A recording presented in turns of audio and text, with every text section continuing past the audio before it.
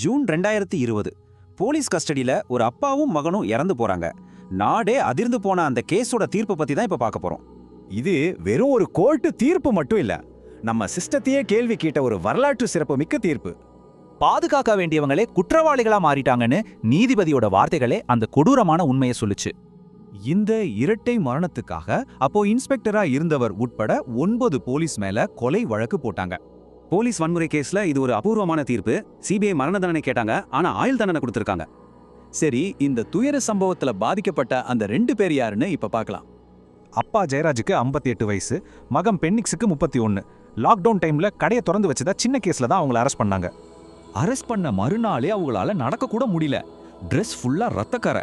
CCTV ஃபுட்டேஜ்ல இதெல்லாம் பதிவாகிருக்கு. அப்போ அந்த ராத்திரியில என்னதான் நடந்துச்சு? வாங்க அந்த கொடூரமான நாட்களை வரிசையா பார்க்கலாம். சின்ன விதிமீறலுக்காக அரெஸ்ட் ஆகி வெறும் 72 மணி நேரத்துல 2 உயிர்களை போலீஸ் ஸ்டேஷன்ல சித்திரவதை பண்ணி கொன்னுட்டாங்க. இந்த கேஸ் சில போலீஸ்காரங்களோட தப்புன்னு மட்டும் இல்ல, ஒட்டுமொத்த சிஸ்டமும் ஃபெயிலியர் ஆனதையும் உண்மையை மறைக்க பார்த்ததையும் வெளிச்சத்துக்கு கொண்டு வந்துச்சு. நாடு முழுக்க எதிர்ப்பு கிளம்பினதும் கேஸை சிபிஐக்கு மாத்தினாங்க.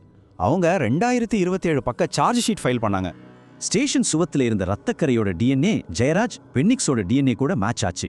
இதுதான் சித்திரவதைக்கு ஒரு முக்கியமான சாட்சி. இந்த சம்பவம் கஸ்டோடியல் வயலன்ஸ், அதாவது காவல் மரணங்கள் பத்தின ஒரு பெரிய விவாதத்தை நாடு முழுக்க மறுபடியும் ஆரம்பிச்சு வச்சது. போலீஸோட அதிகாரத்தை கட்டுப்படுத்த வேண்டிய மெஜிஸ்ட்ரேட்டுகள் ஏன் சரியா கண்காணிக்கல? இந்த கேள்வியும் இந்த கேஸ்ல எழுந்துச்சு. சரி, தீர்ப்பு வந்தாச்சு. ஆனா இதே மாதிரி இன்னொரு சம்பவம் நடக்காம இருக்க என்னென்ன சீர்திருத்தங்கள் தேவைப்படுது? இதுக்கு நிபுணர்கள் சில முக்கியமான சீர்திருத்தங்களை சொல்றாங்க. அரசியல் தலையீடு இருக்கக்கூடாது, சுதந்திரமான புகார் ஆணையம் அமைக்கணும்னு நிறைய இருக்கு. இந்த வரலாற்று தீர்ப்பு ஜெயராஜ் குடும்பத்துக்கு ஒரு நீதியை கொடுத்திருக்கு. ஆனா இது நம்ம சிஸ்டத்தை முழுசா மாத்துமா? அதுதான் இப்போ இருக்கிற பெரிய கேள்வி.